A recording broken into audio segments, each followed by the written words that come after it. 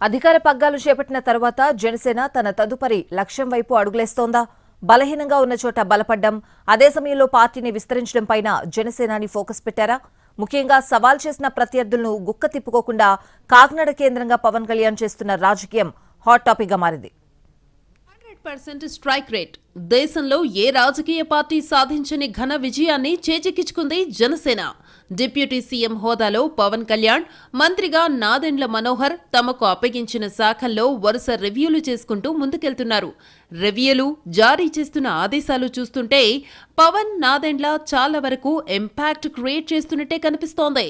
ఇటు పవన్ కళ్యాణ్, అటు నాదెండ్ల మనోహర్ తీసుకుంటున్న చర్యలు, క్షేత్రస్థాయిలో జరుగుతున్న పరిణామాలు చూస్తుంటే పవన్ కావచ్చు, జనసేన పార్టీ కావచ్చు తమ రాజకీయ లక్ష్యాలకు అనుగుణంగా వేగంగా అడుగులు వేస్తున్నట్టే కనిపిస్తోందనే చర్చ ప్రస్తుతం ఏపీ రాజకీయ వర్గాల్లో జోరుగా సాగుతోంది. ప్రస్తుతం కాకినాడ కేంద్రంగా జరుగుతున్న రాజకీయ పరిణామాలు వీటికి నిదర్శనంగా కనిపిస్తున్నాయి. టార్గెట్ ద్వారంపూడి చంద్రశేఖర్ రెడ్డి అన్నట్టుగా జనసేన కొంత దూకుడుగానే పావులు కదుపుతోంది. ద్వారంపూడి కుటుంబానికి చెందిన వివిధ కంపెనీల మీద రకరకాల విచారణలకు ఆదేశాలు జారీ చేసింది. రొయ్యల కంపెనీలో ఉల్లంఘనలు, దేశవ్యాప్తంగా గ్రీన్ ఛానల్ లాంటిది ఏర్పాటు చేసుకుని రేషన్ బియ్యంలో అక్రమాలపై సిఐడి విచారణకు నడుం బిగించింది ఏపీ ప్రభుత్వం.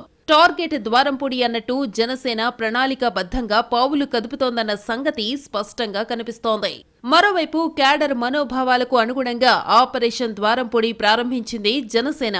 దీంట్లో భాగంగా తన పరిధిలో ఉన్న శాఖలు, మరో మంత్రి నాదెండ్లకు చెందిన శాఖలను పూర్తి స్థాయిలో వినియోగించుకుంటూ ద్వారంపూడి తాట తీసేందుకు సిద్ధమవుతున్నామనే సంకేతాలు పార్టీ క్యాడర్కు బలంగా పంపడంలో సక్సెస్ అయ్యారు జనసేనాని.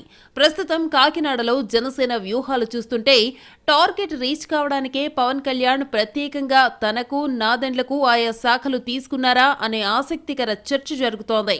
లోకేష్ రెడ్ బుక్ గురించి చెప్పారు, కానీ పవన్ రెడ్ బుక్ గురించి చెప్పకుండా పని కానిచ్చేస్తున్నారనే భావన ఏర్పడుతోంది.